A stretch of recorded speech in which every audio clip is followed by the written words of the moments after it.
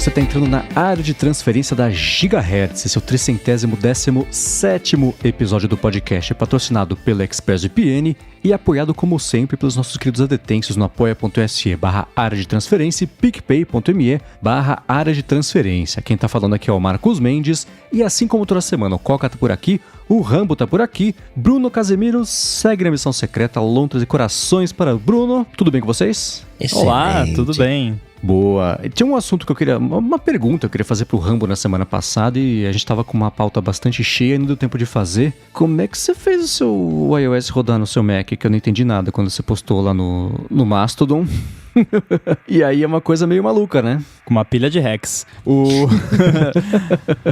A Apple lançou no macOS 12. Alguma coisa, então Monterey versão do ano passado do macOS, esse framework chamado Virtualization, que é para virtualização, e ela, desde o macOS 12.4, se eu não me engano, o macOS suporta nativamente rodar virtualizado dentro desse framework. Então você pode, tem lá, é uma API pública, qualquer desenvolvedor pode ir lá e criar um app que roda, instala uma versão do macOS que roda numa máquina virtual, tipo um Parallels da vida. E isso só suporta o Apple Silicon, porque é para Mac Apple Silicon, que tem lá todo o esquema da virtualização, e é maravilhoso. Tipo, o macOS roda com performance nativa, porque é difícil explicar assim de um jeito simples, mas virtualização não é emulação, né? Emulação é outra parada. Então você rodar código Intel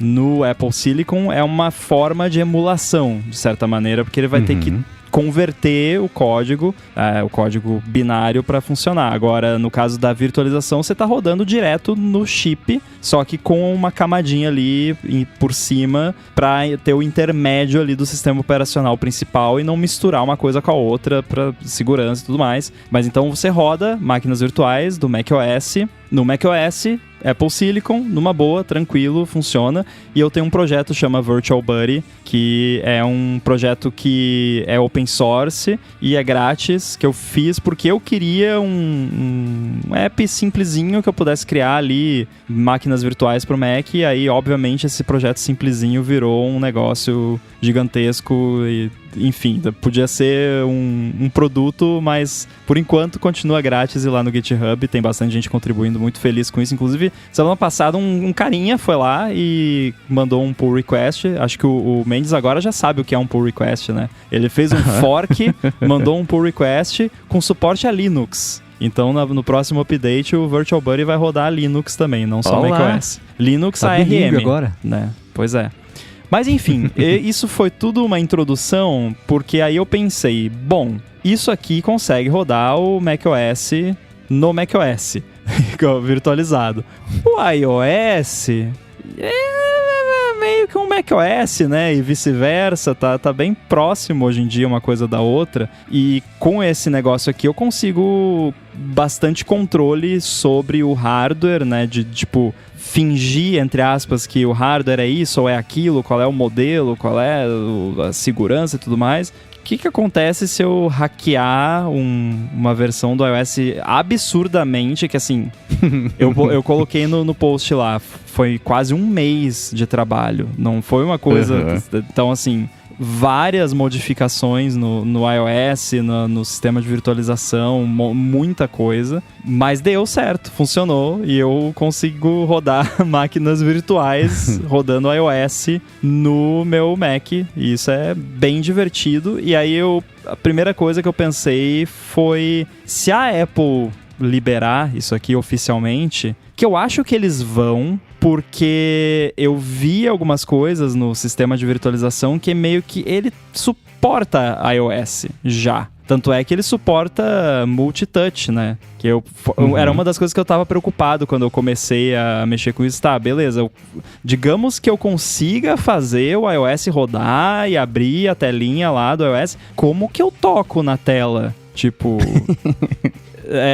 né, que aí eu lembro até que quando eu consegui rodar pela primeira vez, que apareceu alguma coisa na tela, eu mandei pro Mendes, falei, tá, agora eu só preciso descobrir como que eu toco na tela, né? Porque não sei, mas aí tem suporte lá dentro, né, escondidinho lá, que eu consegui habilitar. Então eu acho que a Apple vai liberar isso em algum momento como uma parada oficial. E aí eu pensei, ela tá brigando lá com a Corellium, que é essa empresa que faz emulação de devices iOS. Isso seria a melhor forma de acabar com a Corellium. Porque, tipo, que motivo eu teria pra usar Corellium assumindo que a Apple suporte isso nativamente? Porque é muito melhor pra mim rodar uma máquina virtual do iOS no meu Mac direto do que usar o Corellium, que eu pago por hora a máquina virtual, que acessa via VNC, SSH e coisa via internet, que é meio lento, não é tão rapidinho, tão agradável de usar. Então, eu acho que talvez isso até possa ser a resposta da Apple para a Corellium. E aí, o que todo mundo deve estar se perguntando é por quê? Por que alguém quer rodar uma versão virtualizada do iOS? Seja no Mac, seja na Corellium. A resposta é pesquisa de segurança. Porque para você poder fazer uma pesquisa mais aprofundada e encontrar vulnerabilidades no sistema, é muito mais fácil você fazer isso com uma máquina virtual, que você controla todas as variáveis e você consegue facilmente voltar atrás se você estragar alguma coisa. Você faz um snapshot ali, aí quebrei tudo aqui. Volta pro snapshot e segue em frente, do que num device, que aí para começo de conversa iOS, daí você tem que fazer jailbreak no device, se tiver jailbreak para a versão do iOS do device. Então, para pesquisa de segurança é fantástico você ter uma ferramenta como essa, e eu acho que vai rolar. Eu acho que a Apple vai liberar isso aí em algum momento, mas enquanto eles não fazem isso, eu tenho aqui. Não vou lançar isso para ninguém de forma alguma, porque é muito hack. E é bem aquela parada, só funciona na minha máquina. E se eu atualizar o macOS amanhã, daqui eu não sei se vai continuar funcionando. Então não dá, não é uma parada lançável de maneira nenhuma, então vai ficar só pra mim por enquanto, mas torcendo pra que a Apple um dia libere isso pra todo mundo. E o método, a gente pode tentar falar do jeito mais simplificado possível, mesmo que se você complicar eu não vou entender, mas basicamente você pegava o iOS empacotado, fazia ajustes nele para ignorar uma coisa ou outra e empacotava ele de novo para rodar na máquina virtual, e fazendo a máquina virtual fingir ter as coisas que você alterou no código do iOS para ele acreditar que era aquilo mesmo. É tipo isso? Basicamente, a primeira etapa foi conseguir fazer a máquina virtual inicializar o kernel do iOS até o ponto onde ele inicializa a parte que não é o kernel. Então, o primeiro processo que não é o kernel, que é o launch daemon no iOS, que é o que controla tudo, que é o que roda todo o resto do sistema. Então, eu comecei porque esse processo todo de desempacotar e modificar e reempacotar demora pra caramba. Até eu fiz, no meio do caminho, eu criei algumas ferramentas para facilitar e automatizar algumas coisas, mas ainda tinha muita coisa manual. Mas aí o primeiro passo foi fazer rodar de um jeito bem assim... Só eu quero ver o textinho correndo ali na tela e, né? Aí, roda kernel panic. Aí você vai lá, tá, qual foi o erro que deu? Não conseguiu verificar não sei o que. Tá bom, vai lá, edita, corta, cola, roda de novo. Aí, olha, agora demorou 2 segundos para dar kernel panic em vez de 1. Já é um avanço. Aí vai lá, roda. Agora levou 10 segundos. Até que uma hora... agora ele tentou inicializar o primeiro processo. Mas deu crash porque alguma coisa não funcionou, né? Vai, volta. E aí, tá, beleza. Agora eu consegui um shell, que eu acho que eu cheguei a mostrar pra você também. Que aí eu rodei uma versão toda hackeada lá do iOS que me dava um shell, né, um terminal ali no iOS. Então eu já estava rodando o iOS, mas sem interface. Aí tá, agora vamos ver como é que eu faço para rodar a interface. Aí que foi o que o bicho pegou, porque eu tive que entender como funciona o processo de restauração de um device iOS, que vocês não vão querer saber, porque é muito chato. E aí beleza, vamos restaurar aqui. Ih, mas espera aí, tem um servidor da Apple que assina o build do iOS. Aquele negócio, a Apple parou de assinar a versão tal, né?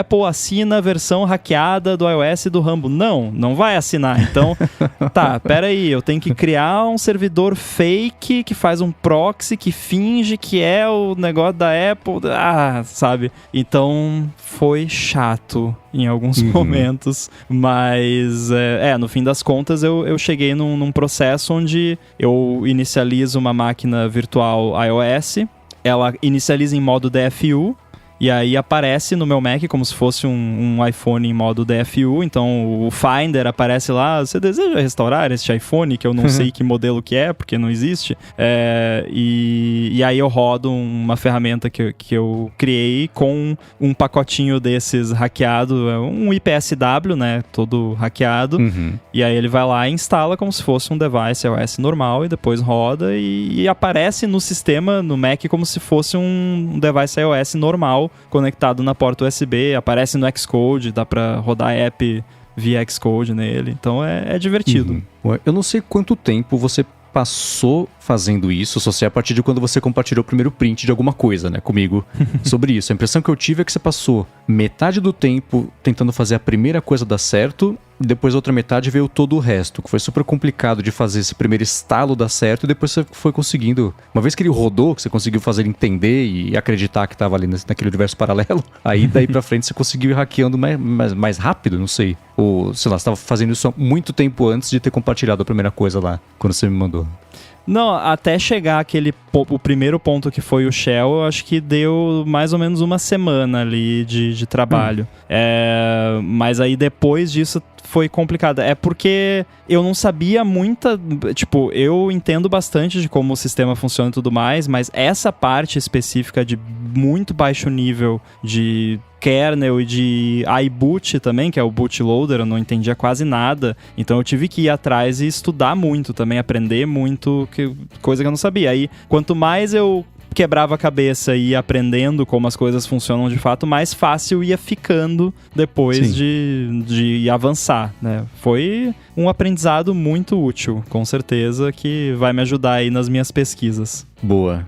Isso é engraçado que o que você vai compartilhando comigo, eu vou vendo assim, você precisa aprender a fazer uma coisa. Fala, beleza, pra aprender a fazer essa uma coisa, tem que aprender duas coisas. Pra aprender cada uma dessas coisas, são mais 3 coisas de cada uma, então você vai desmembrando, vai abrindo quanto tem que aprender, mas na hora que você consegue fazer, tem um monte de conhecimento que você acumulou, e agora você consegue colocar em prática em outros projetos, outras viagens malucas que você pensa. Você vai instalar o WatchOS no micro-ondas, sei lá, o que você vai fazer a seguir. Eu rodei uma versão do Darwin OS também, do Studio Display, nessa máquina, mas aí foi só terminal, sem UI, porque não ia ter UI nenhuma, porque é um display, né? Então, né? Mas o que eu quero fazer é que agora eu dei uma trégua com isso, porque, né, já encheu um pouco, porque eu fiquei quase um mês nisso, e também porque eu tenho trabalho a fazer, né? Mas quando der vontade de mexer nisso de novo, eu quero tentar, o meu próximo passo vai ser tentar tvOS, só também por curiosidade para ver como é que rola. O WatchOS é mais complicado, porque a arquitetura do Apple Watch, do processador, é a mesma, mas o sistema de endereçamento é diferente. Então é tipo, é 64 bits com endereçamento de 32 bits. Então é uma parada meio esquisita que acho que pode dar umas complicações aí se eu for tentar. Complicações, né? Pode? Não. Se eu for tentar fazer, então isso eu, por enquanto, eu não penso em tentar Apple Watch, mas a tvOS eu acho que talvez seja até mais fácil que iOS. Muito bem, dúvida sanada, bem legal isso aí. Inclusive, vamos começar com uns follow-ups aqui em relação ao último episódio. A gente teve aquela primeira pergunta do episódio passado que colou já quando a gente estava falando sobre o lance de ambientes abertos, plataformas e etc. E o Pablo Cerdeira tinha mandado pra gente a pergunta sobre por que a galera segue usando coisas fechadas, já que tem as oportunidades abertas aí, e aí a gente falou sobre pirataria e etc. E ele comentou que o Coca matou a charada, que ele falou que sistemas não são só códigos, tem que estruturar, tem a estrutura da gestão, tem marketing, tem a experiência de usuário, investimentos em pesquisa e desenvolvimento, etc., parceria comercial, e por isso que é difícil para um ambiente aberto e livre concorrer com outros mais comerciais. E algumas exceções confirmam essa regra. Ele falou que a gente comentou recentemente sobre o uso de dados como o Waze, por exemplo, por governos, e rolou nessa semana todo aquele negócio de que a ABIN usou dispositivos para monitorar as pessoas, tá uma coisa meio nebulosa, de que não vale a pena a gente entrar no detalhe sobre isso aqui nessa semana, porque tudo certamente vai mudar até sexta-feira e especialmente até a semana que vem, quando a gente deveria que inevitavelmente corrigir informações aqui com follow-up. Mas ele comentou que apesar disso ser abuso, e de fato tem um outro lado desse uso de dados, inclusive de telefones, pela administração pública, que é muito importante até para desenhar as políticas públicas. Ele comentou que teve um estudo que eu vou deixar aqui na descrição sobre o uso a coleção de dados a partir de Big Data para eventos, e como no Rio de Janeiro, por exemplo, eles também já fizeram isso, tá até com informações do Waze para planejar fluxo de turistas, etc. Eles também usam dados, eles trabalham, não sei se ele trabalha, mas trabalhou já para a Prefeitura do Rio com essa parte aí do uso de dados. E ele comentou que usa também dados de celulares, mas são anonimizados. Deixou um estudo que eu também vou deixar aqui na descrição para quem quiser saber mais a respeito disso. E ele comentou que esse papel traz dados importantes sobre a carga esperada nas vias, nos hotéis, local de evento também, e como impactar o menos possível a vida dos cidadãos. Tudo isso pegando esses dados anonimizados e ajudando na previsão. Quer dizer, você mastiga os dados, entende, isso faz um modelo para prever nos eventos futuros como é que vai ser. E aí você planeja melhor a cidade. Esse estudo até foi parar em eventos de debates internacionais. Teve uma palestra aqui sobre o uso de dados no Google lá de Paris, o Waze Summit, tem link na descrição também. Um outro que ele deu a palestra na Universidade de Columbia, lá em Nova York, quando mostrou o uso de dados para combate à dengue, melhoria no tráfego, enfrentamento também de alagamento, situação de emergência. Também vai ter link na descrição. E ele comentou o seguinte: sim, é desejável que o governo use os dados, mas isso tem que ser feito com responsabilidade e transparência. A gente não pode condenar o uso de dados por confundir o uso legítimo com ilegítimo, ou a gente ficar para sempre aqui reclamando de que os governos não funcionam e que é melhor privatizar tudo. A gente teve uma discussão parecida com essa há algum tempo, quando começou o lance da Covid, agora sou eu falando, quando começou o lance da Covid e os aplicativos para fazer o rastreamento anonimizado das pessoas e aquela coisa de contato e etc, e apareceu justamente a discussão das pessoas se recusarem a instalar porque elas não queriam, o meu direito sobre os meus dados fica só sobre mim, e quando que isso tem que ser uma coisa meio compulsória porque faz parte do bem coletivo, até onde o Estado pode interferir nisso e etc. Então, e esse papo todo começando lá atrás, que ele falou sobre, a gente comentou sobre aplicativo distribuído com ambiente aberto ou fechado, quão seguro que isso é, as empresas mastigando os dados usando para benefício próprio versus você ter esse uso para um bem social por parte dos governos. E a gente, claro, eu pelo menos tenho sempre uma desconfiança do governo, mas se a gente impedir que isso aconteça, cortar pela raiz, nada nunca vai evoluir e sempre tem que ter uma participação do governo para a coisa pegar, especialmente quando envolve planejamento urbano e etc. Então, acho que esse é um ponto que, se vocês quiserem se aprofundar, a gente pode discutir aqui, senão tem só um monte de link na descrição para vocês darem mais piada.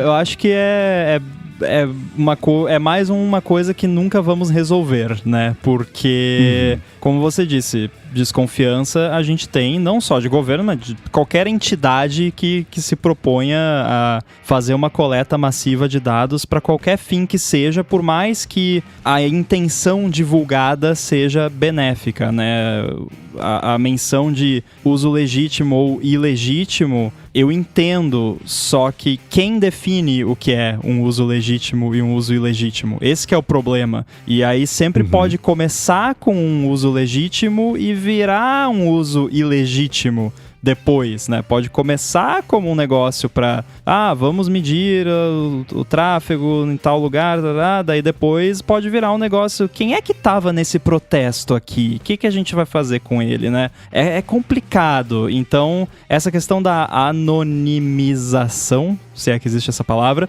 dos dados é importantíssima, mas a gente já viu também aí em outras situações de empresas que faziam coletas, entre aspas, anonimizadas de dados, que muitas vezes esse processo não é feito da forma correta, então você consegue desanonimizar os dados.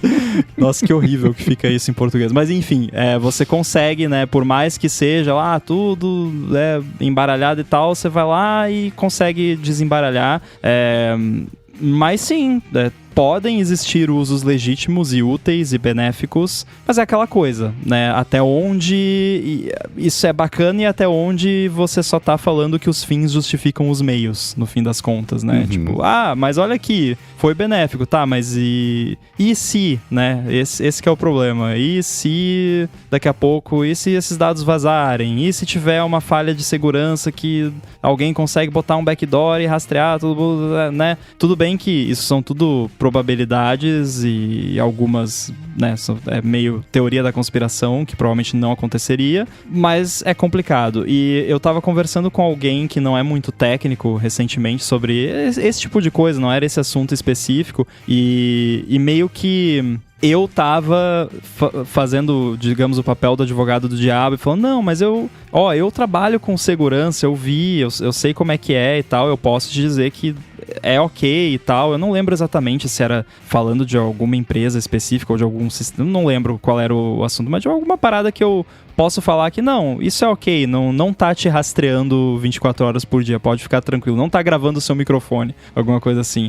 E a pessoa falou, não, beleza, mas como que eu vou saber isso, né? Como que uma pessoa, entre aspas, normal vai saber isso? Então, num caso de um projeto mais, assim, universal dentro de um país, não sei. Enfim, numa coisa governamental, você pode ter a transparência e tal. É parecido um pouco com o lance que a gente falou das urnas. Mas e o povo? Como que o povo faz uma auditoria disso, né? Porque, você tem os especialistas, você tem o Rambo, você tem as pessoas que podem falar, não que eu sou especialista, são categorias separadas, os especialistas, vírgula, o Rambo, pessoas parecidas, pessoas que gostam de mexer com código e tal, que podem ir lá ver e falar se tá ok, se não tá, mas aí as outras pessoas vão ter que acreditar nessas pessoas. E a gente sabe que pessoas acreditarem em pessoas que têm mais conhecimento e tal, né? Vimos aí na pandemia, inclusive, né? É complicado de fazer as pessoas acreditarem, por mais que a informação esteja correta e verificada por 1 milhão de pessoas que entendem do assunto. Então, a realidade é que é muito complicado. E, na dúvida, eu prefiro não ter esse tipo de coisa, porque por mais que pudesse ser benéfico, né? A gente brincou o lance do implantar o chip no bebê. Nossa, sou mais horrível ainda agora que eu falei.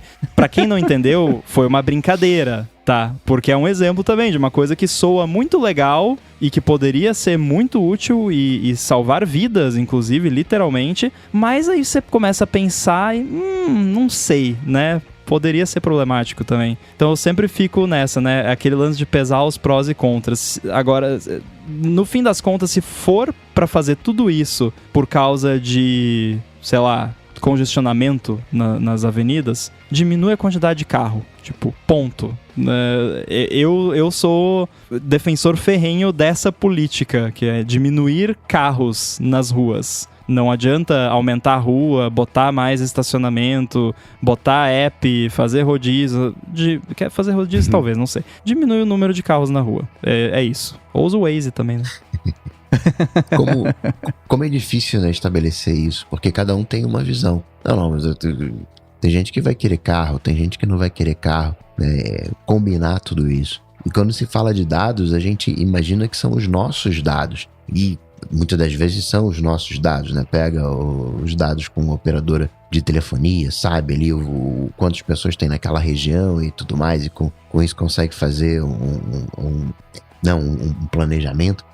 Mas a gente tem um censo, né, que é feito para saber a quantidade de pessoas que tem para desenhar essas políticas públicas. Os dados não são só, né, o uso de dados não é só o nosso dado, entre aspas, né, de geolocalização. Quando tem uma câmera na rua ali olhando o trânsito, também são os nossos dados que estão sendo usados. Quando a gente está no engarrafamento, a gente reclama, caramba, tem aqui um engarrafamento, enfim. Mas precisa desses dados, dessa agilidade para que as coisas funcionem azeitadas. O grande dilema é exatamente esse, né? Onde é que é o legítimo e onde é que é o ilegítimo. Porque precisa da câmera ou um sensor no chão para saber o volume de carros, mas se tem uma câmera, e hoje praticamente qualquer lugar tem uma câmera, né? Você entra numa lojinha ali na esquina, sorri, você está sendo filmado. Coloca ali um reconhecimento facial, aí começa a entrar naquele cenário mais próximo do ilegítimo, né? A questão é qual é a linha que a gente não vai cruzar. Eu volto a pensar sobre uma desconfiança do governo ser uma coisa legítima para, no mínimo, forçar uma prestação constante de contas e que seja a tarefa de tranquilizar a população tem que ser uma coisa constante e grave, uma coisa, né, que seja feita com muita seriedade. Então, lendo e relendo aqui o feedback que o Pablo mandou pra gente, essa parte sobre como a gente fica condenando o uso de dados por parte do governo, senão a gente fica pra sempre aqui reclamando que o governo não funciona e que tem que privatizar tudo. Eu concordo com ele que esses dados tenham que ser usados porque existe sempre o jeito idôneo e o jeito draconiano de fazer isso. A gente quer sempre acreditar que vai usar só pro jeito idôneo, mas o draconiano tá logo do lado, né? O mesmo dado que pode ser usado pro bem ou pro mal, né? Então, o lance de backdoor é uma discussão super antiga, mas que ainda é verdade. Você pode sim fazer a fechadura secreta só para pegar os casos ruins, né? Quando seja, sei lá, é sempre as criancinhas, mas e os traficantes, né? A gente vai conseguir pegar. E os terroristas, mas todo o resto vem acompanhado disso. O potencial mau uso é inerente do fato do negócio existir, né? Então, o que o Coca comentou e o Rambo também é a confiança de que quem tá lá não vai fazer errado. Aí volta aquilo que eu até comentei na semana passada, ou se retrasada, não sei, que foi um reflexo do tá vendo do West Wing, que eles falam, cara, você não é uma democracia, você elege as pessoas que vão escolher por você. Você só escolheu quem que vai escolher por você, mas as pessoas não podem escolher nada, né? A representativa, ela funciona assim, né? Então a gente tem a confiança de que quem a gente escolheu vai fazer o negócio certo, porque depois que escolheu, já foi, né? Então, tem um pouco disso também. Bom, obrigado ao Pablo por ter mandado mais esse feedback. Vamos partir para o assunto aqui do episódio de hoje, que é uma coisa bem... Essa semana foi uma semana agitada pro mundo da inteligência artificial. No dia 14, desconfio que por ter sido o dia do Pi, pelo menos para os americanos, né, que leem as datas ao contrário, teve um monte de evento de inteligência artificial e teve o anúncio do GPT-4, o Google anunciou coisa também, aquela Anthropic anunciou coisa também. A gente vai repercutir especialmente aqui o GPT-4, que eu não sei vocês, mas eu achei bem interessante. Mas antes disso, vamos tirar um minutinho do episódio para agradecer a ExpressVPN, que está mais uma vez patrocinando o ADT com desconto para quem escuta o podcast e quer navegar de um jeito mais seguro e mais amplo web afora. Se você se conecta a Wi-Fi públicos de shopping, de aeroporto, de avião, de hotel e etc., é bem provável que seus dados sejam que a gente acabou de falar, né? Sejam coletados para que isso seja usado, depois vendido para empresa de pesquisa, para alguém que queira comprar e saber. Quem vai no hotel, por exemplo, que fica no hotel de luxo,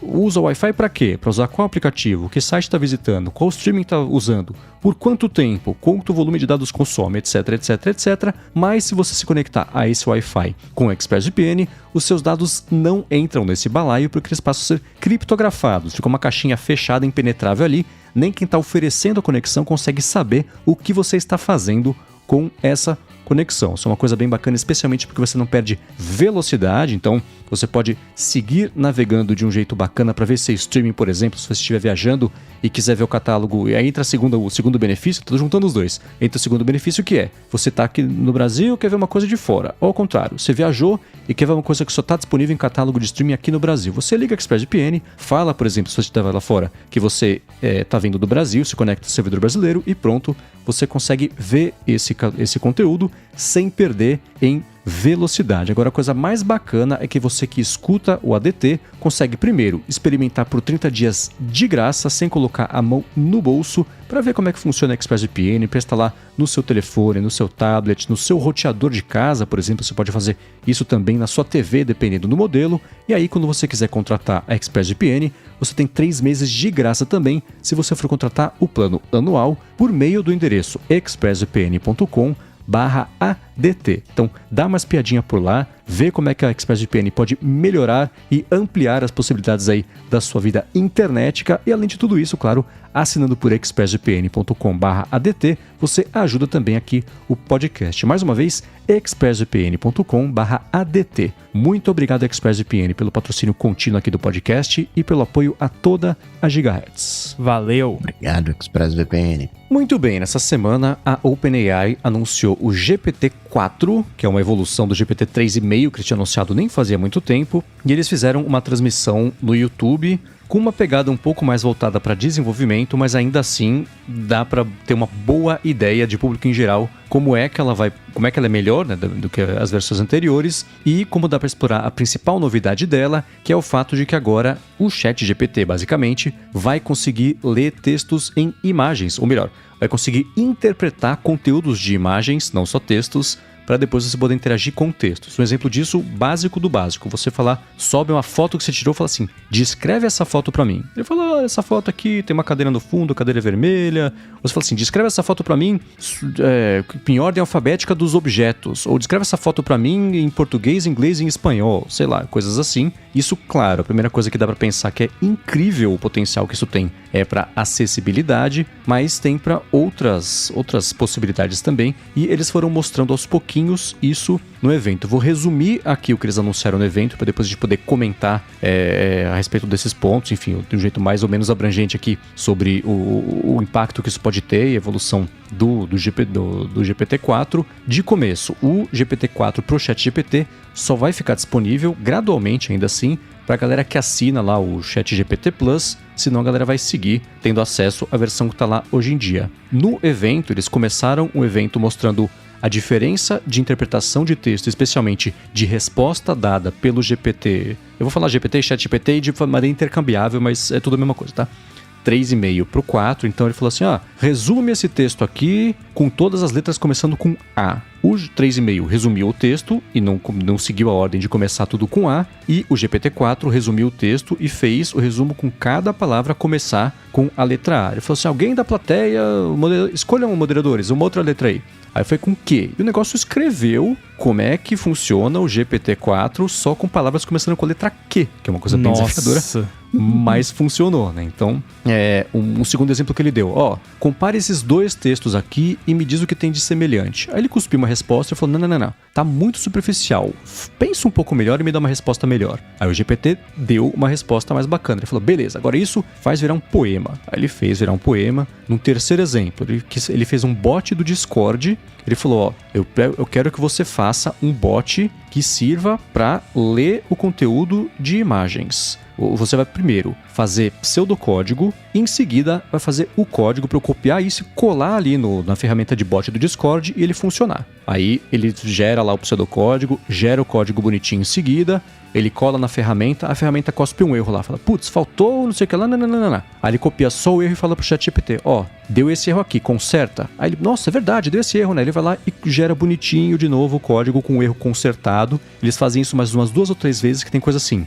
Ele falou, esse modelo aqui foi treinado até 2021, só que do treinamento para agora mudou a especificação. Então o que ele faz? Quando gera um erro lá, que é de uma especificação nova, ele pega toda a página inteira de ajuda do Discord, desde o menu até lá embaixo com o footer e copyright 2000, não sei o que. Ele fala assim, aqui no meio tem a explicação do que mudou. Entende e conserta para mim o bot? Aí ele vai lá, entende, conserta, ele copia esse código, cola lá e o bot começa a funcionar. Aí ele nesse bot, ele tira um print da tela, joga no bot do Discord. Tem umas partes que demoram, quem apresentou falou assim, cara, uma das coisas que a gente tem que melhorar é que tá demorando muito para fazer algumas coisas. Então, gente, segura aí, o bagulho tá funcionando aqui, vai rolar, vamos lá. Aí ele espera um pouquinho. Pô, mas aí também, funciona. né, você pediu para ele fazer a sua lição de casa para você, né? Vai demorar um pouquinho. Cara.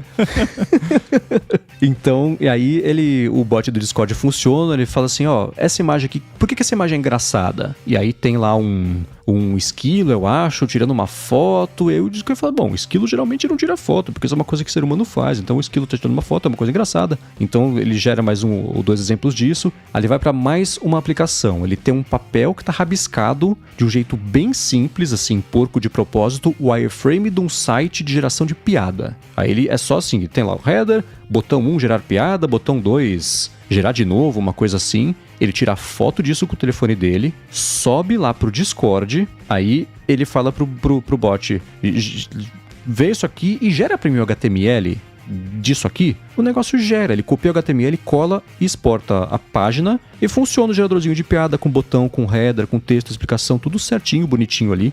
Cara, super simplificado. Inception a parada, né? Porque, tipo, o ChatGPT gerou um bot que usa o ChatGPT pra pegar uma imagem e criar o HTML pra gerar aquela imagem. Nossa, é muito louco isso. É até difícil de acompanhar, né, o que tá acontecendo, você se perde onde tá. E aí, um último exemplo que ele dá no finalzinho da apresentação é sobre impostos, e isso foi curioso porque a gente viu ao longo das últimas semanas ainda, dos últimos 2 meses, sei lá, no máximo, essas IAs conversacionais todas cometerem erros de cálculo, né, e a gente viu matérias que há tempos vinham sendo escritas assim e com erros ali que passavam meio despercebido, mas para calcular juro e coisa composta, o negócio se perdia inteiro. E aí ele pega lá, cola os termos de uso da Receita Federal Americana, e aí ele fala assim, ó, tem aqui essa situação, fulano ganha tanto, eles são casados, qual que é a restituição deles? Aí o negócio vai lá e calcula bonitinho, vai mostrando passo a passo, e calcula, depois eles comprovam que tá certo isso que ele calculou, e aí ele fala assim, tá, mas explica o passo a passo de como é que você chegou aí? Explica e fala, beleza, faz um poema. Aí ele faz o poema da restituição das regras bonitinhas ali. Então é uma apresentação de 15 minutos, ela é super rapidinha, eu vou deixar o link na descrição pra quem quiser dar mais piada, mas dá pra ver as críticas todas pontuais sobre as limitações da tecnologia, tirando a parte criativa, que eles esbarraram na parte criativa, mas ainda assim a IA não gera coisas criativas do nada, ela segue só cuspindo o que ela já sabe, mas ainda assim essa versão, especialmente de visão computacional, basicamente, né, receber uma imagem, interpretar o que está na imagem e permitir uma interação a partir disso, é um salto bacana. E eu vou repetir, para acessibilidade, isso é uma coisa inacreditável. Eles falaram, inclusive, que estão trabalhando com aquela Be My Eyes, que é uma startup, acho que eles são canadenses, de acessibilidade coletiva. Eles tinham um aplicativo que a pessoa uma pessoa cega tá no mercado, precisa de ajuda. Usava o aplicativo lá para ligar para alguém que se candidatou e se deixou disponível lá para receber ligação, para ajudar a escolher uma coisa da prateleira. Isso era uma coisa super antiga deles e foi evoluindo para mais coisas de acessibilidade. Então agora, junto da OpenAI, trabalhando nessa parte de integração, que é uma coisa incrível, né? Que é muito promissora. Vamos ver na prática quando isso acontecer. Mas esse evento me deixou bem animado sobre as partes. A gente falou tanto de um jeito cético sobre essas inteligências, né? Mas agora, vendo a apresentação, comprando um pouquinho a ideia, né? O campo de distorção da realidade, é muito promissor e muito bacana isso. Cara, teve um desenvolvimento desde a última vez, acho que a gente tocou nesse assunto, que eu comecei a usar o ChatGPT de uma forma mais prática, não só para brincar, né? Então já usei para algumas tarefinhas de verdade, nada assim fantástico, mas que já me ajudou na prática. E você até contou lá no área de trabalho, só que como você não tinha conversado comigo antes, você falou no sigilo, né? Ofuscou a informação. Você anonimizou o meu relato. Mas eu posso dar a versão desanonimizada aqui. Oba, que boa. No Virtual Buddy, que a gente falou antes, ele gera, por padrão, quando você cria uma máquina virtual nova, ele gera um nome aleatório, que quando eu tava criando várias máquinas aqui, ficava chato ter que botar máquina virtual 1, máquina virtual 2, macOS 13, macOS 12, encheu. Aí, não, vou botar um negócio aqui que gera um nome aleatório para cada máquina nova, daí se você quiser você vai lá e troca o nome depois. E aí eu pensei, vou pegar uma lista de adjetivos e vou pegar uma lista de nomes de animais. E aí o nome da máquina virtual vai ser um adjetivo e um animal. E aí é muito divertido. Tipo, os nomes que geram, eu vou até abrir aqui, porque eu tenho Semantic Goldfish. Eu tenho o Rolling Goldfinch. Não sei o que é um Goldfinch. E tem o Crazy Frog também. Da musiquinha lá, lembram do Crazy Frog? Verdade. Enfim, então é isso. Só que aí, um dia eu tava criando aqui uma máquina virtual e eu não vou nem falar o nome que gerou, porque eu percebi, e eu pensei nisso quando eu fiz essa versão inicial, eu pensei, isso aqui pode dar ruim dependendo do adjetivo e do animal, né, mas vamos ver o que dá. Aí eu fui dar uma olhada e tinha nos adjetivos gentílicos. Então, tipo, Brazilian, American, German e por aí vai. E não só gentílicos de países e tudo mais, mas também denominações, assim, de, tipo, religião. Tipo, tinha Jewish, tinha Islamic, eu acho que tinha também. Então, já dá pra ver como isso pode ficar complicado, né? Então, dependendo ali da combinação, fica bem feio. Aí eu olhei pra aquilo e, não, tem que limpar isso aqui, né? Tirar essas coisas que podem ofender alguém. Então, primeira coisa que eu pensei, não, vou na Wikipedia pegar uma lista de gentílicos em inglês e pegar uma lista de nomes que denominam religiosidade da pessoa, alguma coisa assim, e aí eu pego essa lista, filtro, tiro tudo que tem nessa lista, tiro da lista de adjetivos e beleza. Só que é chato, né? Aí eu lembrei do ChatGPT. E se eu... Daí peguei a lista de adjetivos, acho que tinha uns 1000 itens na lista, botei lá e falei assim, me traz essa... Tô parafraseando aqui, mas eu falei mais ou menos assim, me devolve essa lista aqui, removendo todos os adjetivos que denominam país, cidade de nascimento, religião, enfim. Talvez eu pudesse só ter botado tira qualquer coisa que possa ser ofensiva, de repente teria funcionado. Mas... ia voltar vazia. Tem verdade. Mas seria uma piada engraçada do ChatGPT ele fazer isso, então. Inclusive. Mas, enfim, eu fiz e, cara, funcionou. Tipo, e uma coisa que levou, sei lá, 5 minutos pra eu fazer usando o ChatGPT, teria levado, sei lá, 15 pra eu fazer ali um scriptzinho rapidinho pra pegar uma lista, filtrar, tirar da outra. Aí, acho que mais uns 5 minutinhos ali, eu dei uma conferida visual, fiz um diff da lista pra ver o que ele tinha removido. Aí ele tinha removido uma outra coisinha que na real não era nada e tinha sobrado 1 ou 2 lá que eu tirei manualmente. Mas, cara... me poupou aí um tempinho e fez um trabalho de uma forma mais divertida do que se eu fosse fazer do jeito que eu faria naturalmente. Que eu não sei também se ia levar só 15 minutos pra fazer manualmente. Talvez teria demorado um pouquinho mais, né? Eu não fiz, então não sei dizer exatamente. A estimativa é uns 15, 20 minutos. Mas é isso, cara. Então eu já usei o ChatGPT. Esse foi um dos exemplos. Eu usei também pra algumas coisinhas de código que eu não tava usando o GitHub Copilot, que é meio que um ChatGPT, né, mais ou menos, só que específico para código, mas aí eu peguei umas coisinhas de código lá também. Teve um que... esse eu fiz mais para teste, mas poderia ter sido real, que eu queria...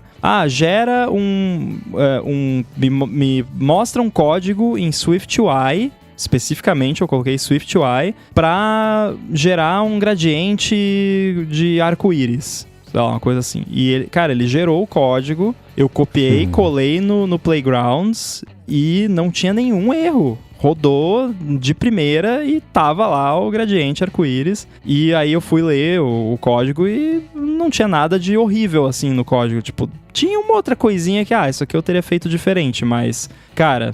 impressionante e já tem sido útil aqui na prática. Então eu tô bem animado pra ver aí como é que vai ser essa nova versão na prática também. O que eu acho bacana dessa estrutura de inteligência artificial é que acho que a gente ainda não entendeu direito. A gente ainda tá muito naquela...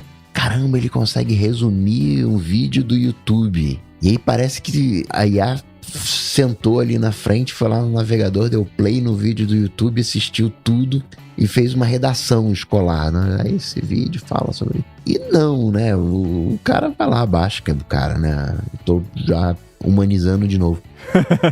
Mas aí abaixa a legenda do vídeo do YouTube, ou se não tem a legenda, baixa o áudio, extrai o áudio, baixa o vídeo, extrai o áudio, enfim, alguns processos. Passa aquilo ali por um gerador faz a transcrição e com base naquela transcrição faz o resumo. E o resumo, tudo bem que o ChatGPT faz isso com muito mais excelência, mas no Mac há 15 anos atrás você pegava um texto e você dizia, resume aí, né? Um parágrafo, 2 parágrafos. Isso já é uma tecnologia antiga, entre aspas, mas está sendo bem feito. O que eu acho legal do ChatGPT, e é o que eu acho que a gente ainda não entendeu, é que não vai substituir o ser humano.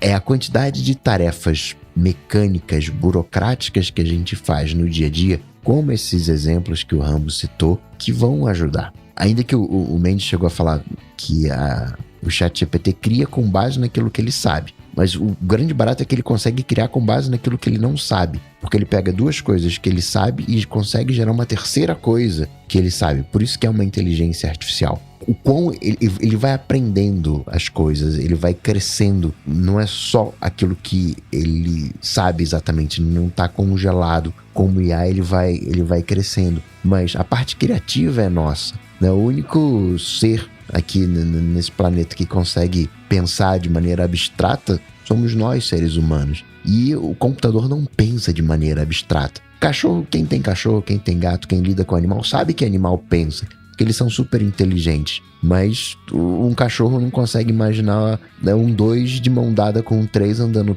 pela rua. É coisa que a gente consegue fazer abstratamente. E uma IA não vai conseguir fazer isso. Então a gente olha para essas IAs, né, e dá nomes bonitos, né, generativa e legal, aqui faz um poema, escreve só com a letra A. Cara, me dá um dicionário que eu também escrevo só. Me dá um dicionário de sinônimos que eu escrevo também só com a letra A. Né? São as ferramentas, né? E esse é o grande barato. Eu não falo isso pra diminuir o esforço da galera do ChatGPT, muito pelo contrário. O trabalho deles é grandioso, mas é para dar a dimensão do negócio. Parece uma coisa sobre-humana e não é exatamente sobre-humano. Eu faço trocentas coisas repetitivas, chatas, e por isso que eu automatizo boa parte delas. Se eu conseguir facilitar a minha vida usando o ChatGPT para essas coisas, me livra da coisa chata. Porque o grande problema do IA e robótica e coisas do tipo, né, que são 3 coisas, né, dentro dessa ótica de substituição. Tem coisas que o ser humano não pode fazer. Né? Eu não posso entrar numa câmara de gás tóxico para limpar. Então quem é que vai fazer isso? É um robô. Então não tem disputa aí. Né? Então, aquilo que o ser humano não pode fazer não é disputável. Outra coisa é aquilo que eu posso fazer, mas não quero ou não gosto. Né? Também já está decidido. Eu não quero, não gosto. Vai lá, cara, faz aí, robô. O problema fica numa categoria bem pequenininha, que são as coisas que eu posso fazer e gosto de fazer. Se eu posso, gosto e quero, eu faço. A disputa fica nesse cenário aqui. Eu acho que aqui, de alguma maneira, todo mundo é chefe, todo mundo é cliente, de alguma maneira, né? A gente tem que atender as demandas de alguém e alguém passa demanda pra gente. Eu não consigo pegar as demandas que mandam pra mim e colocar no ChatGPT. Eu não vou ser substituído. Da mesma maneira, né, aquilo que eu solicito, né, de outras pessoas, eu não consigo colocar isso no ChatGPT e substituir essas pessoas. Mas o meu trabalho, o meu dia a dia pode ser simplificado, pode ser agilizado pelo ChatGPT. Né? O lado bonito que eu vejo do ChatGPT, enfim, da IA como um todo, é retirar essas partes chatas, porque vamos combinar aqui. Né? O Mendes gosta de palavras, de texto, mas uma estrutura de tópicos é a mesma coisa que um texto, só está apresentado de uma outra forma. Se pega uma página HTML, aquilo dali, no final das contas, é um mapa mental. Não o H1, H2, né? A hierarquia do documento. Né? É a maneira como esse documento é apresentado. E aí, a IA vai dar essa liberdade pra gente. Cara, me apresenta isso como um mapa mental. Me apresenta isso como um texto de 10 palavras. Me apresenta isso como uma redação. Enfim, a gente fica livre. Porque para quem gosta de texto, pô, legal, vou usar só um desafio aqui para minha memória, saber se eu sei todos os sinônimos, vou escrever aqui um texto só com a letra A. Mas pro demais, é quase, não é diversão a palavra, mas né, é um exercício de criatividade e whatever. Mas a parte, né, bruta da criação é intrinsecamente humano, não tem jeito. Eu acho que é bem como a gente falou sobre geração de imagem. É uma ferramenta, né? E é uma ferramenta que pode ser extremamente útil. Eu acho o potencial útil, pelo menos para mim, do GPT 3 ou 4, tanto faz, muito mais tangível que a praticidade de um gerador de imagem, por exemplo, né? Que beleza, eu posso usar um gerador de imagem lá para tentar criar ali um sketch de uma ideia que, como eu não sei desenhar, eu não consigo transmitir através de desenho tão bem, beleza, pode ser útil nesse caso, mas geração de texto e ou de código, Pra mim é o meu trabalho. E aí é exatamente como você falou. Eu vejo isso e eu não penso, ai meu Deus, vai me substituir. Não, eu penso, caraca, olha quanto trabalho chato que eu podia estar usando isso, né? Porque, tipo, hoje eu tava fazendo um protótipo aqui, que eu tenho um servicinho ali que é feito em TypeScript, e aí... Cara, tem muita coisa repetitiva que a galera até usa gerador de código, não gerador de código AI, mas gerador de código, né, algorítmico, pra gerar, pega essa classe aqui que tem essas propriedades e gera uma versão em JSON. Aí, agora pega esse JSON e transforma numa instância dessa classe. É tipo repetitivo, chato. Aí eu escrevendo com o Copilot lá no Visual Studio Code, eu falo pra ele, agora gera um método que transforma isso aqui em JSON. Pum! Em 1 segundo ele escreve. Agora gera o que faz o contrário. E na real nem precisa pedir, porque ele detecta o padrão do que você tá fazendo, e daí você só dá Enter, pula pra próxima linha, termina ali a função, pula pra próxima linha, ele já oferece a próxima, já que ele sabe. E aí... sisteminha de inserir, remover, listar, deletar, né? O CRUD. O Coca sabe o que é CRUD, né, Coca? Chato pra caramba. Então você vai lá, cria o método que lista, aí você escreve ele quase que todo manualmente, e aí você pula para a próxima linha lá, termina o método, ele já preenche lá o método que insere. Aí você termina, ele já oferece para fazer o método que deleta. Cara, isso é chato demais de escrever na mão. E ele vai lá e faz. E não é assim, mas ele tá gerando um código horrível que você não escreveria. Não, porque ele aprende com o jeito que eu escrevi o código anterior, então ele gera com os padrões do código que eu escrevi antes. Então, se eu usei uma função utilitária lá que eu escrevi num outro arquivo lá, num outro módulo, ele vai usar aquela mesma função, porque ele viu que eu usei no método anterior. Ou a forma como estrutura os ifs, ou se bota o try catch, ou como que retorna. E tudo isso ele aprende no arquivo ali, no projeto, e repete do jeito que eu fiz. Com o mesmo padrão, só que trocando o que tem que trocar para fazer o que tem que fazer de diferente, que é o que eu faria. Só que ele faz isso muito mais rápido. E não tá substituindo nada, tá substituindo a parte chata, que é só um monte de trabalho repetitivo que eu faço questão de não fazer. Então eu tô muito feliz de ter uma ferramenta dessas, que é muito parecido com o ChatGPT, só que focado em programação, e eu não vejo a hora de ter algo assim no Xcode, né, dona Apple?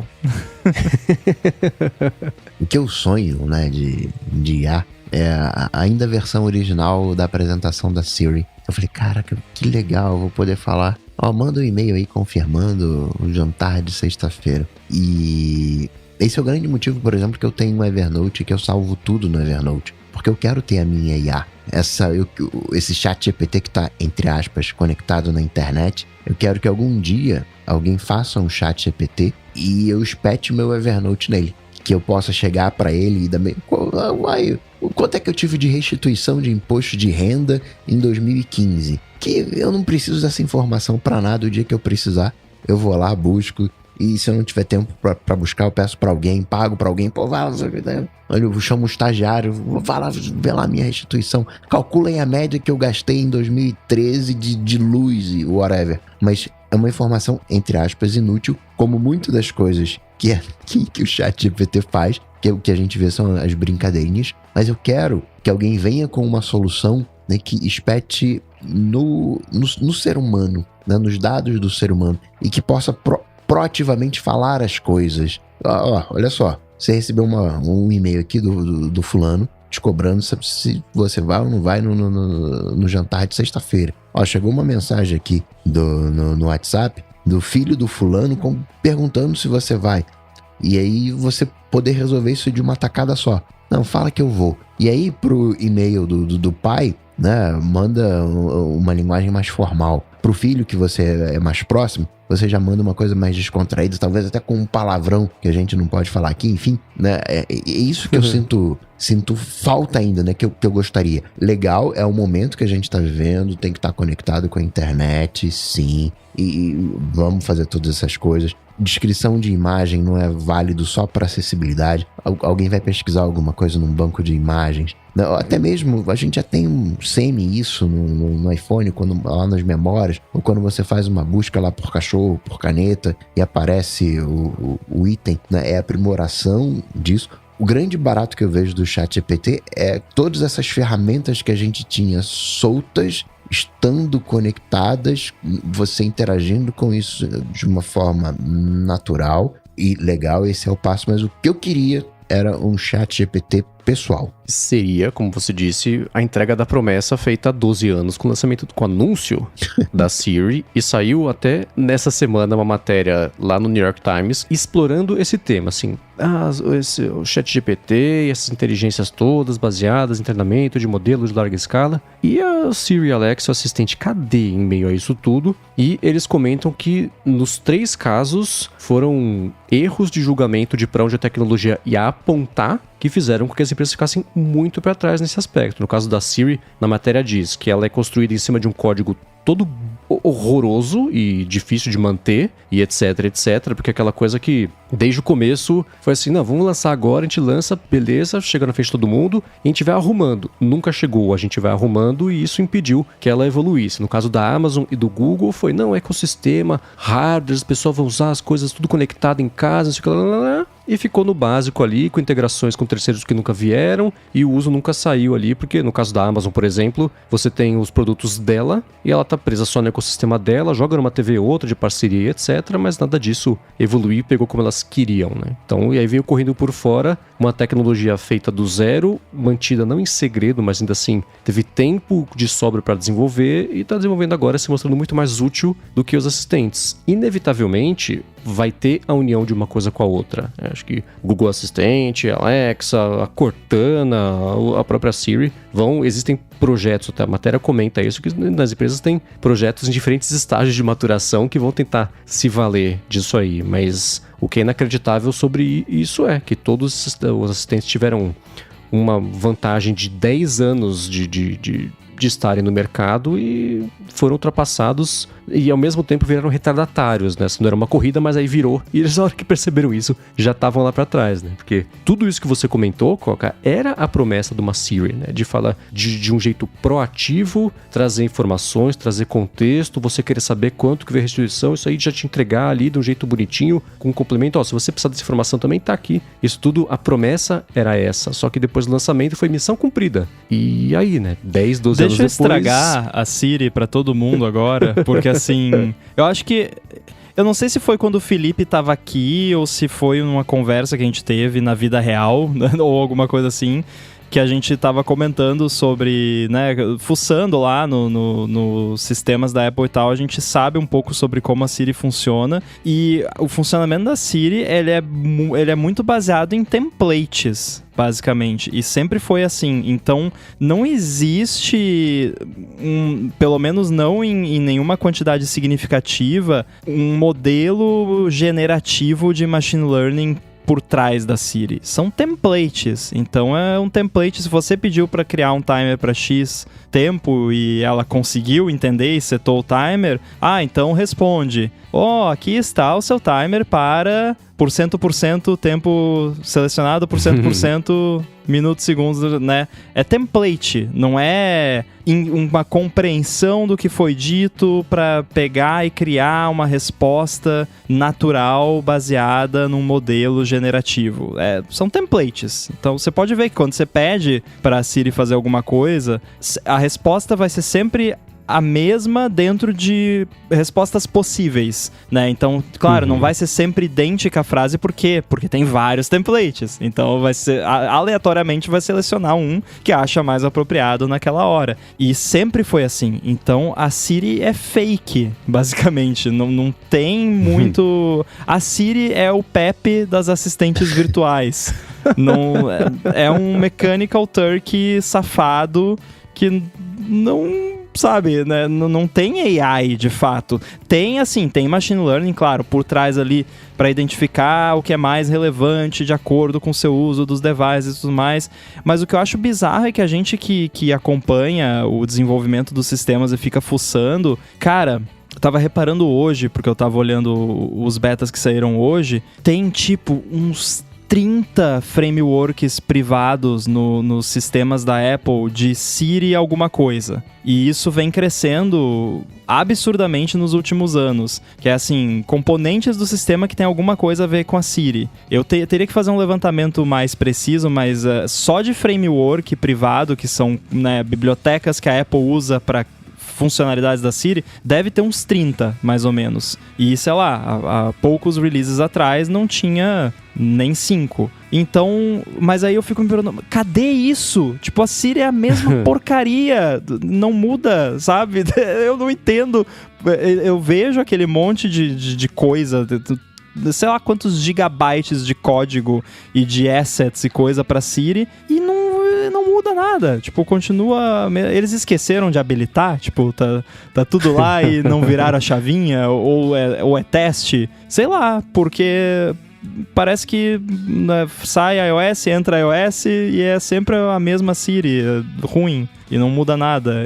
Mas a gente vê que eles estão trabalhando, sabe? Só que não tem, né, nothing to show for it, né? Não tem resultado. A gente foi enganado, né? Teve essa grande promessa da Siri. Fui tapeado.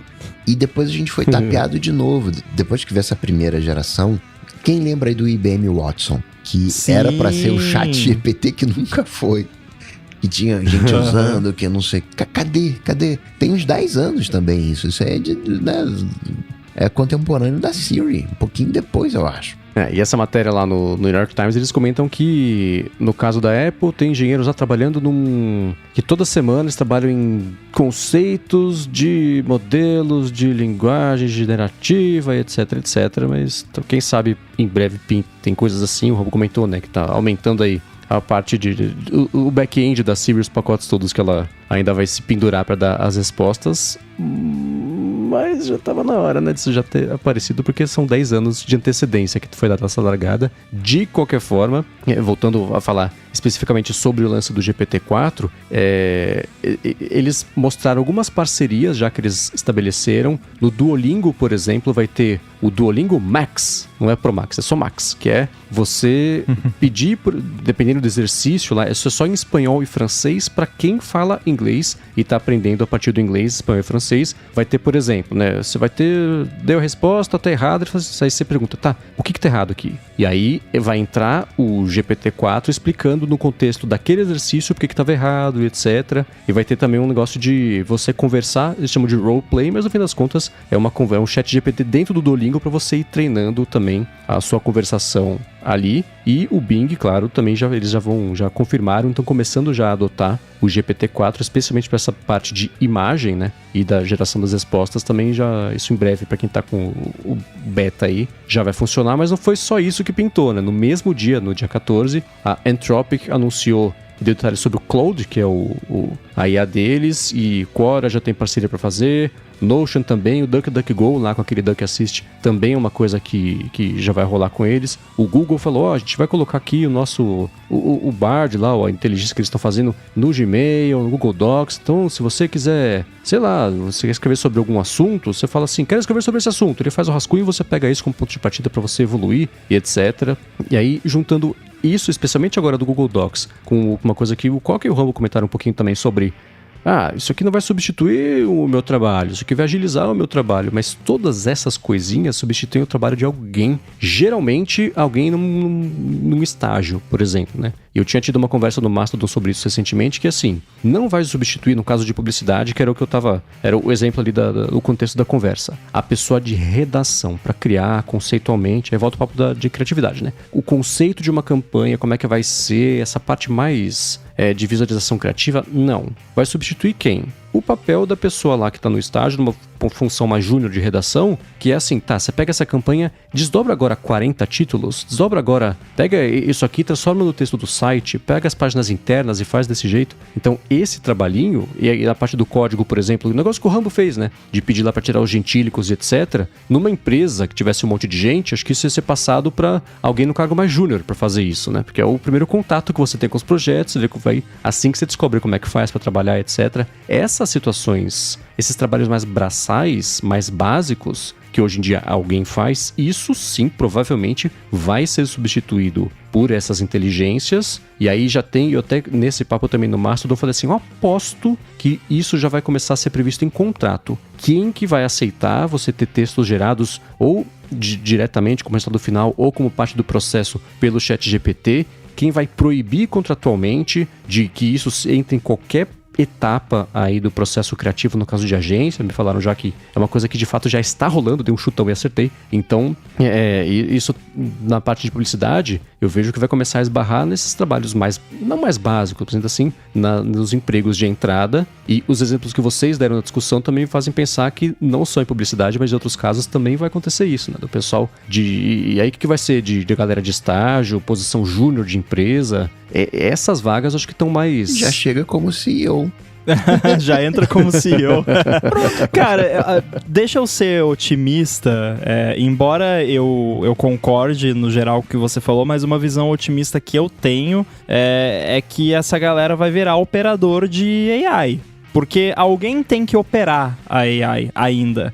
Uhum. E tá, você pode argumentar, não, mas é só escrever o negócio lá que você quer e o negócio faz, né? Não precisa ter uma pessoa só pra fazer isso. Mas quando você olha pra uma escala de uma empresa que vai ter uma demanda maior, você ter tudo que hoje é feito por um estagiário, aí alguém vai ter que entrar lá e fazer a descrição pra AI, fazer tal coisa, e aí... Uma coisa que a gente muitas vezes ignora é que o output da AI precisa ser trabalhado, né? Dificilmente sai assim 100% pronto, né? Que nem o exemplo que eu dei da lista lá, eu ainda tive que, primeiro, revisar, obviamente, e dar uma ajustada ali numa coisa ou outra. Então, sim, vai diminuir a necessidade desse tipo de... trabalho mais de entrada, como você falou, mas eu acho que essa galera vai virar operador de ChatGPT, basicamente.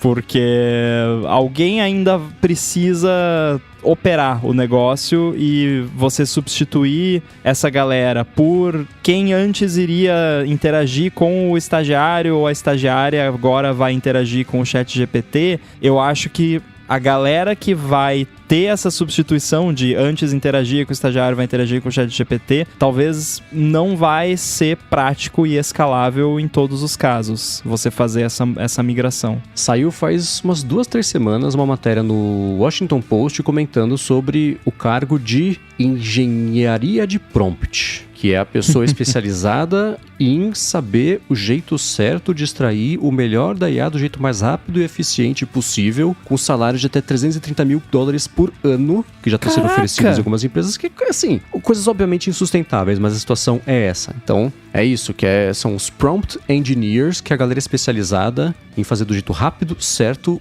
eficaz e eficiente, tirar o máximo da IA no menor tempo possível e, enfim, fazer do jeito certo, né? E essa oferta com esse salário nos Estados Unidos com juros acima de 0%. Imagina se os juros estivessem em 0%, né? Uhum. Imagina se não tivesse todo mundo demitindo todo mundo, né? Exato. Mas isso, Mendes, é uma coisa ruim?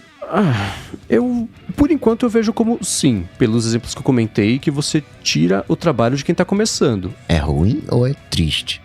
Eu vou traduzir melhor aqui. É ruim ou te deixa hashtag chateado?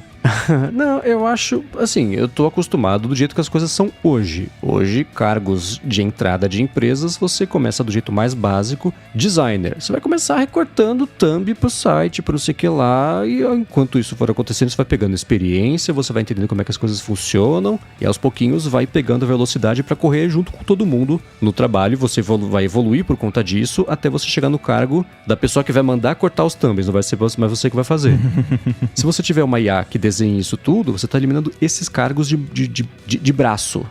E assim, isso já aconteceu com todas. A gente vai voltar a uma discussão que a gente já teve aqui. Pessimist Archive. Exato. Então, né? Toda que, aliás, eles vão acabar com o podcast, o Build for Tomorrow vai entrar no hiato indefinido. A gente fala sobre isso em outro momento. Mas toda nova tecnologia deixa alguns empregos obsoletos. Quanto mais avançada a tecnologia, mais empregos de uma vez vão ficar obsoletos. Isso é inevitável. Essas pessoas, elas vão achar outras coisas para fazer. Toda tecnologia que resolve um problema cria problemas novos, talvez seja isso, etc, etc, etc. Neste momento, para as IAs geracionais, tanto de texto, generativas, né? Tanto de texto quanto de imagem, o impacto imediato que eu tô vendo é isso. Você está tirando o emprego da galera de braço que geralmente usa essa mão de obra para entrar em algum tipo de área do mercado de trabalho e a partir daí construir o resto da carreira. Essas pessoas não têm emprego? Vão fazer outra coisa? Vão. Vai ser a partir daí? Vai. Mas neste momento eu tô vendo esses empregos serem removidos, o que para essas pessoas é um problemão, né? Embora daqui a 6 meses, 1 ano, isso vai estar resolvido já. Se depender das vagas que... Porque eu acompanhei pessoas recentemente que estavam procurando vaga de estágio ou de júnior. Se depender das descrições dessas vagas, esses empregos que você falou aí já não existem. Porque galera pedindo estagiário com 5 anos de experiência, Photoshop avançado, inglês e mandarim fluente. Pô, né, não dá, né? O que você mais vê quando você vai olhar a vaga de estágio é a galera que quer pagar salário de estágio para um sênior. 15 anos de experiência de SwiftUI, né? Vai ter uma obsolescência? Vai, mas ainda assim, é aquilo que eu falei. Eu não consigo pegar uma demanda que eu entregaria para uma pessoa e colocar na mão de uma IA. Eu acredito ainda que eu vou colocar a demanda na mão da pessoa e a pessoa vai usar a IA. Não é substituir a pessoa, mas a pessoa usar a IA para executar o trabalho dela, meio, como o Rambo falou, de operador de IA. Porque eu tô imaginando aqui um chefe de redação, né, alguém do tipo, que chega e fala, me gera aqui 40 títulos para essa matéria. Quando vem para ele decidir qual é a melhor, qual é que vai ser usada, o cara vem com os 40 títulos impressos já no formato lá do jornal, enfim, né? Já vem numa coisa pronta pro cara decidir. Esse cara não vai pegar o ChatGPT, abrir, se conectar, efetuar o prompt, esperar, né, o resultado, ler cada um deles. O cara perdeu muito tempo. Isso ainda é um trabalho braçal. É operador de IA. Ok, legal. Mas isso é possível de ser delegado. Isso ainda é uma profissão, né? Ainda é um trabalho braçal. O trabalho de... Vide a vaga que o Mendes falou, né? De engenheiro de prompt. Agora, você pega esse exemplo do Coca, eu acho extremamente válido, porque você...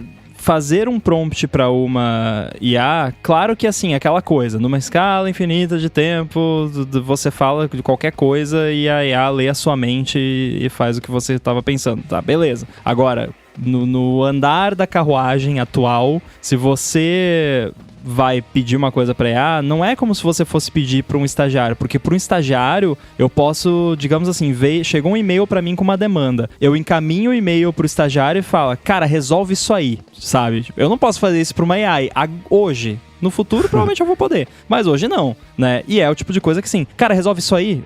10 segundos eu, entre aspas, resolvi o problema delegando pro estagiário ou pra estagiária e pronto. Não é mais problema meu, a menos até eu receber o negócio todo mal feito e ter que pedir pra fazer de novo.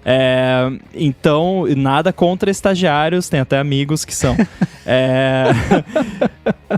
Agora, pra AI, não. Aí eu vou ter que parar, vou ter que analisar, tá? O que o cara tá me pedindo aqui? É pra fazer isso, no padrão tal, pro cliente tal. Tá, beleza. Como é que eu falo pra AI? Aí nisso já foi meia hora. É que nem o Coca tá falando, né? Eu vou perder muito tempo. Sendo que com o estagiário eu encaminho o e-mail e falo, faz aí. Se o estagiário vai fazer usando o ChatGPT, problema dele, né? Agora... O que eu quero é o relatório na minha mesa amanhã às 10 da manhã. Beleza. Eu vou deixar tudo que a gente comentou sobre os press releases de todo mundo, falar do Duolingo, do Google, lá do Claude, lá Anthropomorphic, acho que esqueci o nome da startup, tudo na descrição pra você dar uma espiadinha pra quem quiser. E então chegou a hora aqui do Alô ADT, a parte do episódio, finalzinho do episódio. Se você tem uma dúvida, quer saber o que a gente acha sobre alguma coisa, o que a gente pensa sobre alguma coisa, como é que a gente se comporta de algum jeito, você manda pra gente com a hashtag AlôADT, que a gente pensa e responde aqui no fim dos episódios. O que foi o que o André Couto fez? Ele perguntou assim: como vocês se desconectam do trabalho e dos dispositivos tecnológicos também no tempo livre? E aí? Eu não me desconecto. Pronto. Fácil assim, né? Não, essa pergunta tem todo um conceito por detrás, mas mesmo quem trabalha 8 horas por dia, o cara não se desconecta do trabalho. Porque ele acorda, cara, hoje eu tenho uma reunião. Aí ele já vai com uma roupa, né, diferente porque ele tem uma reunião. Então o cara começou a trabalhar, sei lá, 6 horas da manhã. Aí ele vai, né, pega lá o ônibus, o metrô, ele vai matutando naquilo, né? Isso é saudável, vamos chegar lá. Mas acaba tudo virando uma coisa só. É meio que assim, né? Peraí, eu tenho que me desconectar do trabalho. Sei lá, eu fui hoje de manhã comprar pão, não deixei minha alma em casa, o meu psicológico em casa. Eu fui com tudo, né? Peraí, agora eu vou na igreja, vou rezar. Peraí, deixa eu ir lá no armário pegar o meu espírito e colocar aqui no bolso e vou pra igreja. Tá tudo junto ao meu ver, né? E quem... Ou seja, você não vê a hora de lançarem o espírito dobrável, né? Você poder levar sempre no bolso. Sabe, dispositivos tecnológicos no tempo livre. Cara, eu vejo televisão no meu tempo livre. A televisão não é dispositivo tecnológico, né? Como é que fica isso aí? Eu vejo Netflix no meu tempo livre. Né? Assim, eu entendo a proposta, a proposta, né, é boa, né? Tá se falando aí de saúde mental e tudo mais. Só que eu quero aqui trazer um ponto que essas coisas fazem parte do nosso dia a dia, né? Peraí, trabalha de 8 às 5, depois eu tenho que esquecer, mas hoje, de alguma maneira, quando você tá no trabalho, você também tá pensando na família, você tá assistindo aquele videozinho ali do YouTube. As coisas hoje, elas estão mais fluídas. Talvez por isso que a gente esteja com uma saúde mental tão ruim. Mas ainda assim, né, quando eu tô ali digamos, de 8 às 5, eu tenho uma obrigatoriedade, uma rapidez maior de fazer as coisas. E quando eu tô fora fora do horário de expediente, às vezes eu vejo, às vezes eu não vejo, não tenho a obrigação. Né? No meu tempo livre, no final de semana, é sim um tempo livre. Mas tem coisas que eu gosto de fazer, né? Eu fico imaginando um escritor de jornal que também escreva livros e, né, sei lá, também escreva poesias. Aí chega no final de semana, ele trabalha no jornal durante a semana. Aí no final de semana, né, que ele vai escrever o livro dele, se dedicar um pouco ao livro dele, às poesias. Peraí, não vou fazer porque é escrita, né? Acho que tem acaba sendo muito individual, né? O tanto de tempo que você precisa para descansar, né, para sua saúde mental, coordenar. Não, eu preciso aqui de 1, 2, 3 horas descalço na grama, correndo e abraçando árvore. Legal, funciona para você, mas, né, acho que é que nem aquela coisa, vida online e vida offline. Não tem mais isso, né? Acabou, né? Já virou a chave, né? Isso valia, sei lá, até 1900 e Guaraná com rolha. Hoje em dia, não tem mais isso. Eu concordo bastante com essa visão e eu acho que ela vem, claro, de uma posição de privilégio de pessoas que gostam do seu trabalho, né? Que é o nosso caso aqui, felizmente. E pra mim, pensar em coisa do trabalho no horário livre, digamos assim, é legal. Tipo, eu não me importo. Eu até gosto de, tipo, beleza, agora eu não preciso fazer nada agora, eu posso só pensar, né? E aí, às vezes, nessas você até resolve algum problema, você tem alguma ideia e coisas desse tipo, né? Claro que aí tem que estar sempre ligado em como que é esse desconectar ou não do trabalho no tempo livre. Que eu acho, o conceito de tempo livre, eu acho também um conceito... O que é tempo livre, de fato? Porque eu nunca tenho tempo livre. O meu tempo livre eu dou um jeito de ocupar com alguma coisa, né? Nem que seja ficar sentado jogando uma bolinha contra a parede e pegando, né? Não estou livre, estou jogando uma bolinha na parede. Então eu acho que... tem que ficar ligado só o que isso gera em você, né? E eu já tive conversas sobre isso com profissionais que me atendem, e a questão é, cara, se não tá te gerando ansiedade, você não tá deixando de dormir ou deixando de aproveitar ali aquele momento que você tá, às vezes, sei lá, tá no cinema ou tá com a sua família, fazendo alguma outra coisa, não tá deixando de aproveitar aquele momento ou ficando ansioso por causa de pensar no trabalho, beleza, tipo, não é um problema, é um problema se tá te causando um problema. Se não tá te causando um problema, beleza, né? Claro que muita gente traz essa questão da forma como o André Couto trouxe, porque a pessoa pensa nisso de uma forma que, tá pensando no trabalho, aí não consegue prestar atenção em mais nada e não, né, fica desligado da família e do momento e não aproveita, não relaxa, não consegue dormir direito. Aí você tem um problema. Aí você tem um problema de ansiedade que você precisa tratar e pensar a respeito. Mas se você só tá ali sentado, acho que eu posso resolver aquele negócio lá usando um if, né? Pegar um exemplo idiota, né? Mas enfim, tranquilo, tipo, não tá te causando nenhum prejuízo, beleza. E nesse cenário, Rambo, caramba, descobri aqui a resposta pro meu problema. Você tá lá no meio de uma reunião familiar. Você não vai ser um mané de sair, se trancar no escritório e resolver o problema. Você vai ter um dispositivo tecnológico. Você fala, ô caranguejo, sim, me lembra aí que um if resolve o meu problema. Acabou. Coloca no bolso o dispositivo tecnológico. Faço direto isso. Aí amanhã, segunda-feira, quando for, você pega, né, e resgata. É saber que a gente tá respirando 24 horas de tecnologia, trabalho, família e todo mundo brigando pelo nosso tempo. E acho que a palavra-chave, no final das contas, é tempo de qualidade. Quando você estiver no seu horário de trabalho, você tem que ter tempo de qualidade de trabalho. E pintou a ligação da sua contraparte, você vai atender como ar, amor. Tá fora do seu horário de trabalho, tá lá com a família, você vai ter tempo de qualidade com a família. Mas pintou uma ideia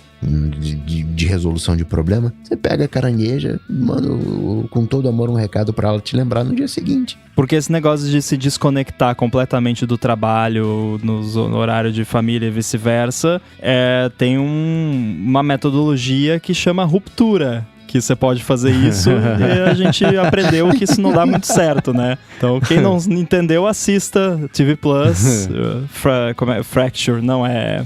Severance, ou em português, Ruptura, que é exatamente sobre isso, né? Que não funciona muito bem. E depois escuta o primeiro episódio do nosso podcast Secreto ou Não Secreto. Isso. Você estava comentando sobre no cinema e etc. E eu me encaixo nisso também, do jeito de pensar que é assim, né? Uma coisa é a tecnologia ser o foco do que você está fazendo, outra coisa é ser só um acessório do que você está fazendo. Exemplo, cinema. Parei de trabalhar, vou me desconectar de tudo e vou no shopping, vou comprar uma pipoca, vou sentar na cadeira, vou ver um filme. Versus, vou parar de trabalhar, vou pegar meu iPad e vou ver Netflix. O objetivo é exatamente o mesmo, se divertir, só que aí você não está desconectado do seu ambiente tecnológico. Você tá vendo no iPad, mas é o mesmo propósito de ir no cinema. E uma outra coisa que é assim, né? Tá lá no banho, você parou de trabalhar, mas você pensou que a solução é o if. Achar soluções para o problema do trabalho no banho não é uma coisa nova. A humanidade faz isso desde que se inventou chuveiro, né?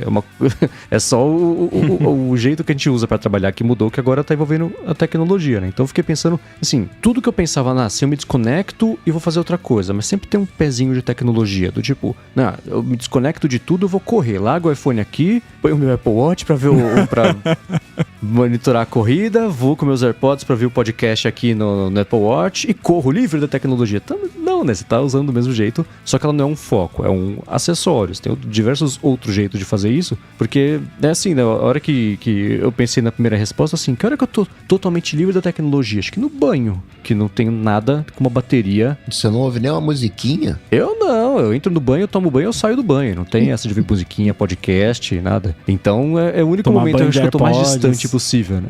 Então, também não. Então, tem aquela máxima de conhecimento universal, cultural, que eu não sei se é verdade, que se você nunca está a mais de 3 metros de uma aranha, então assim, eu só tô a mais de 3 metros de alguma coisa tecnológica que eu tô no banho, e só, porque de resto você tá sempre conectado a alguma coisa, mas às vezes não é o foco disso, é só um acessório pro que você está fazendo. Vide o exemplo aí da corrida. Agora, a parte de desconectar do trabalho, como é que foi o que você falou, Rambo? Pessoas profissionais com que você conversa sobre as coisas? Então, assim, na minha terapia, uma coisa que eu já comentei aqui, o terapeuta falou, cara, a sua sorte é que você tem uma relação muito saudável com o trabalho, sempre foi assim, caiu a caneta e pronto, amanhã eu penso nisso e beleza, eu consigo compartimentalizar muito bem essas coisas, mas ainda assim, às vezes na hora do banho me vem uma ideia maluca, me vem uma solução pra alguma coisa, me vem uma inspiração pra fazer uma coisa que tem a ver com o trabalho, isso rola, faz parte de ser humano uma coisa dessa, porque eu continuo sendo uma pessoa que trabalha, eu só consigo delimitar um horário, mas quando vem a ideia vem, e que bom, né? A fonte nasceu de uma ideia assim, que eu tava quase dormindo, eu falei, putz, já sei, e pronto, né? Então, às vezes, né, não tava nem pensando nisso, mas veio. Quantas vezes eu mando pra você mensagem no Telegram, domingo de meio-dia, às 7 da manhã de um dia de semana que tecnicamente não tô em horário de trabalho ainda. Mas é porque o chat do Telegram, nesse caso, tá substituindo a carangueja. Que eu penso, putz, a gente tinha que fazer isso aqui pra gigahertz e tal. Ou, aquele patrocinador seria bom, não sei o que e tal. Eu vou lá, entro e mando. Seria bom, do que você acha e tal. E eu sei que o Mendes não vai ver a mensagem naquela hora. Eu sei que ele não vai responder naquela hora. Eu só mando, porque aí pronto, resolvi. É a melhor forma de desconectar do trabalho, porque se eu não mandar a mensagem, ou pelo menos não salvar um lembrete em algum lugar, eu vou ficar pensando, tem que lembrar não sei o que, tem que... E isso eu já falei aqui, isso é isso que destrói a sua mente de ficar tendo que lembrar das coisas. Você eliminando essa necessidade de você ter que lembrar das coisas, você resolve aí muito essa questão desse estresse relacionado a lembrete. Então, nunca deixa pra você lembrar de alguma coisa.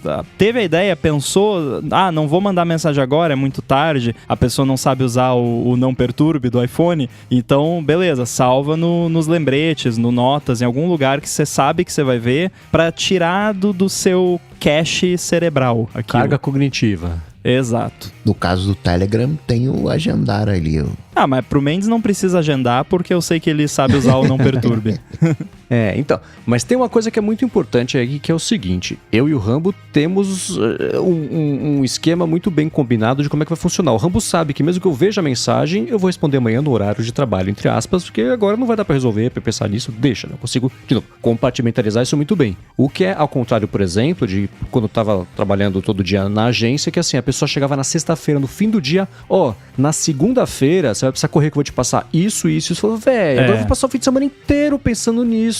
Nossa, isso é sacanagem. Eu vou fazer alguma coisa sobre isso no fim de semana? Não. Então fala na segunda-feira. Vai deixar a pessoa preocupada, pensando no trabalho, que ela nem sabe o que vai ser, que ela vai receber, que ela vai achar que não vai dar pra dar conta. Isso é importante você mencionar, que não existe uma relação de poder entre nós dois aqui, tipo, eu não sou seu chefe e você também não é meu chefe, então, tipo, eu posso mandar um negócio pra você na sexta-noite, você sabe que eu não vou chegar pra você segunda. Pô, como é que você não viu isso ainda, né? Então, se alguém tá ouvindo e tá numa posição de gerência e coisa, aí tem que, trabalhar de uma forma totalmente diferente. Sim.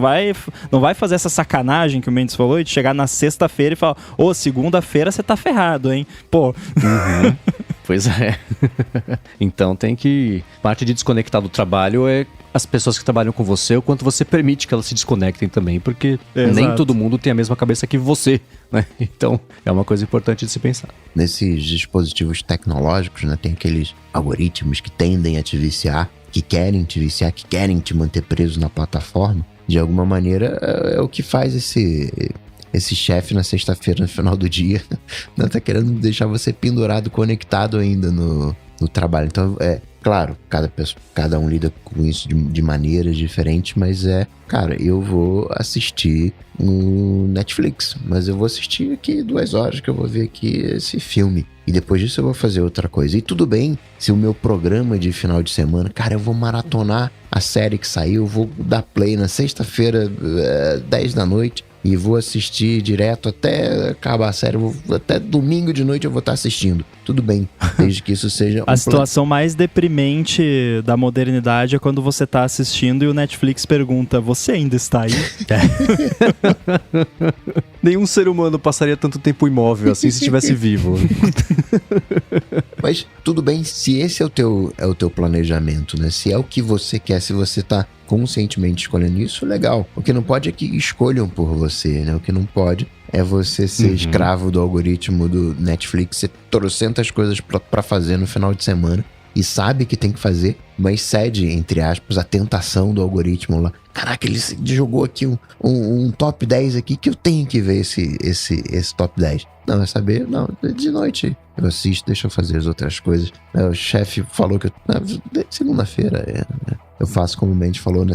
Saber compartimentalizar. Muito bem, se você quiser encontrar os links do que a gente comentou ao longo do episódio, vai em gigahertz.fm/adt/317 ou dá mais pedra nas notas aqui do episódio. Como sempre, muito obrigado ao ExpressVPN pelo patrocínio, obrigado ao Eduardo Garcia por mais uma edição, muito obrigado, falem com ele para quem precisar de qualquer coisa de áudio, ele resolve para vocês de um jeito muito bacana. Muito obrigado, Edu, por desde o começo estar aqui com a gente e seguir mandando muito bem. Obrigado a vocês que nos avaliam, que nos recomendam, que nos escutam, que nos apoiam, vocês fazem a bagaça continuar no ar. E obrigado a vocês dois também, Coca e Rambo, pela co-apresentação de mais um episódio do ADT. Muito bem, para você me encontrar por aí, pergunta lá pro ChatGPT onde eu encontro o Rambo. Você me encontra lá no mastodon.social_inside. Valeu. Para falar comigo, como sempre, vai lá no Google, bate Coca-Tech, que a gente troca uma bola, ou então lá no Instagram, no @coca.tech. Boa, eu sou MVC Mendes no Mastodon e no Instagram também. Apresento um monte de podcast aqui na Gigahertz e o Bolha Dev, que é um podcast diário com notícias de tecnologia, inovação e desenvolvimento. E escrevo para ifeed.pt. Muito obrigado mais uma vez pela audiência de vocês. Tudo dito e posto, a gente volta na semana que vem. Valeu! Falou, tchau, tchau.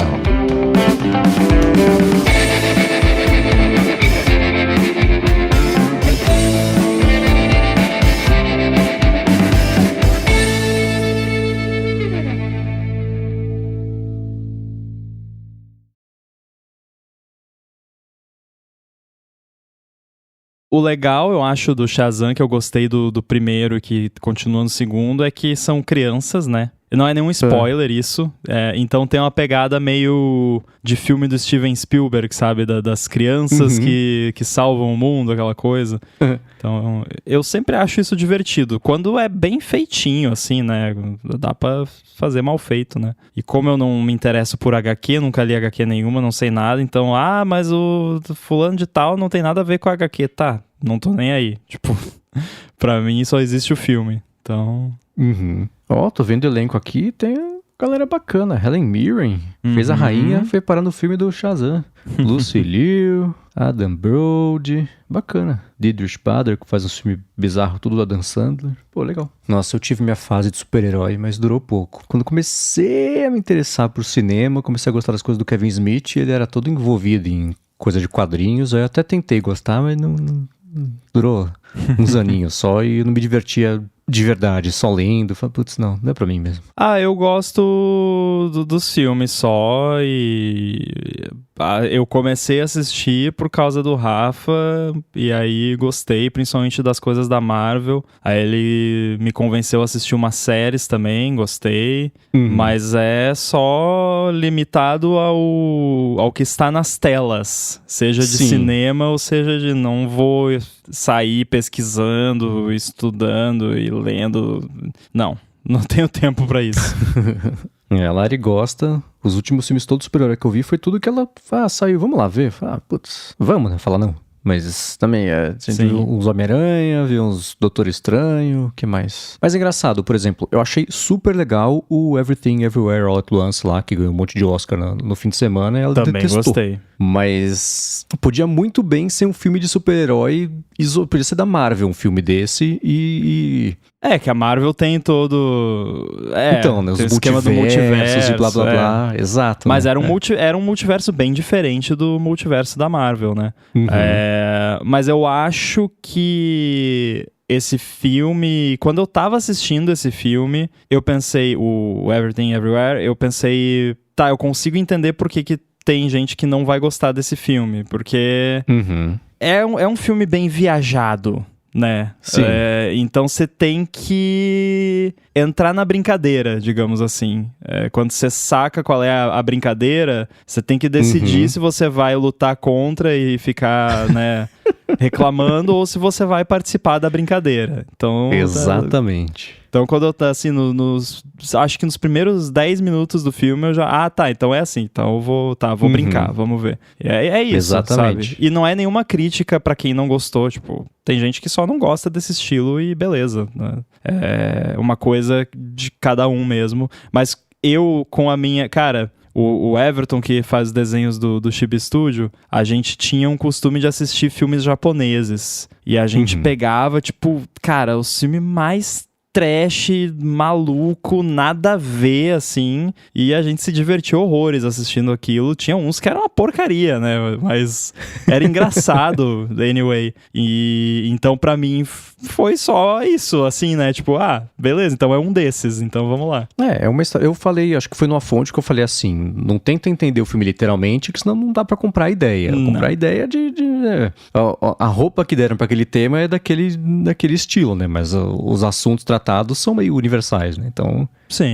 Eu adoro o filme assim, que já chega, não que ele chega já jogando que eles falam em inglês, o curveball, assim, mas que, putz, ao invés de contar a mesma história pela 20ª vez, vamos achar um jeito novo de contar uma história. Eu acho super bacana isso. Quanto mais estranho for, mais eu acho legal. Tem, na temporada, na última, na recente que teve de Twin Peaks, tem um episódio específico que um monte de gente achou inassistível. Eu achei super legal. Ele tem estilando o David Lynch, né? Ele fica te punindo por continuar assistindo, mas sacando isso, dá pra comprar a ideia e vambora. Então tem muita coisa assim. Geralmente, é engraçado, geralmente episódios que o pessoal detesta, eu gosto, é muito do contra isso. Com Lost era assim, agora em The Last of Us, eu tava vendo os ratings das pessoas pra cada episódio, os 2 dos meus favoritos foram os mais detestados pela galera que deve ser a galera mais chita do jogo, sei lá, não, está fugindo do storytelling do jogo, não sei. Mas são os que eu gosto, que